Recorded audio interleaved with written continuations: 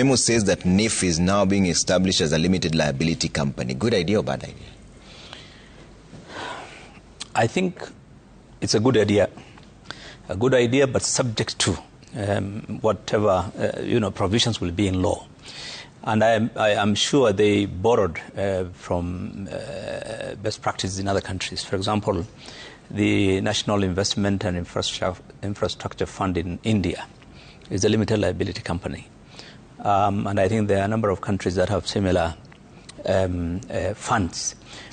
Second, I think when you look at the fact that they want to do crowdfunding also from and get money from all other players in the institutional investors and the capital markets and so forth, then I think the infrastructure fund has to have that flexibility, and so it's not the first time that a government entity is registered as a limited liability company. Some of the institutions in which government has invested, like Safaricom, like KPLC, many of these ones are already registered as limited liabilities company. But I think for this, the important thing is the law.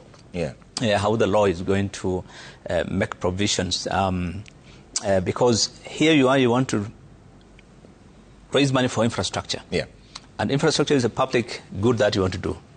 And then you have other investors from the private sectors, playing into that ecosystem. So how would you then, I think then there has to be some very innovative, robust way of utilizing that, which means a public-private investment kind of thing, where then the investors also expect their return. If you got NSSF putting in money, if you got any of these other private investors putting in money. So I think, but otherwise the precedent is there, that in the other countries where those kinds of funds have been, are run because of that commercial decision that must be made. You have to make a right decision in terms of investment. But this issue where nobody trusts anyone in this country, shouldn't the governance framework come first before declaring it a limited liability company? Because many people are wondering, a practical question would be then, so who bears the losses? You see, the thing with this administration, one of the major weaknesses is the hurry. They always seem to be in a hurry. Something like this would have been preceded by the policy framework. Then you go to the legislative aspect of it and have a very robust discussion about it, and get the legislation and everything, the policy in place. Then all those questions would have been answered. But even having said that, however, they are saying they're going to do that now next. So there'll be a lot of room for input into that process and see how that works. But there's no one in this country who doubts what is the elephant in the room in Kenya. It's corruption, it's governance.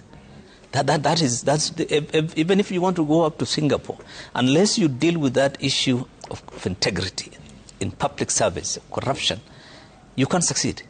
You can collect all the money you want in the world, but there's not.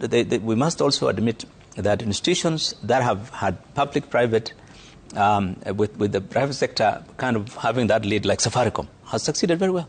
Government had more than 51%, and everything was. It was one of the best-run companies in the most valuable company in Eastern Central Africa. So they can. I mean, we have people. So I think, in my view, the concept that's the direction we need to go, because there is no other way you can get out of the mess we're in. What Inondo was saying. It's really it's beside the point, because the issue is there's no other way you can tell this country, I want to have an expenditure of 4.5 trillion. But my revenue is less than 3 trillion. Definitely you're going to borrow 1 trillion. And we are passing that budget every day. And so I think the issue is we must find an innovative way. And I like the way this government is thinking out of the box. They came up with a lot of those things. But some didn't work. Like, a good example is the Hustler Fund. When it was rolled out, it had that big dream of lifting. But, people are back to their usual private sector one, so it didn't quite achieve the objective. So, but being innovative, the PPP is one of the things we thought about many years ago, from the time Kibaki came up with 2030, public-private partnership, one way of not relying on debt. These are the ones that they have come up with. Also, brilliant idea. There are countries, Angola, Ghana, Nigeria, your country like Indonesia, they've done very well on this kind of sovereign wealth fund, where you have surplus from your budget, you have money from your natural resources, oil, and those things, and then you have got money from sale of state assets. Where, all these things are put together, and the whole idea is to leverage on that fund now and get at least 10 times that amount, the way they are suggesting. So the issue of governance, no doubt in Kenya, is critical. So we'll see the next few days what they're going to do in terms of the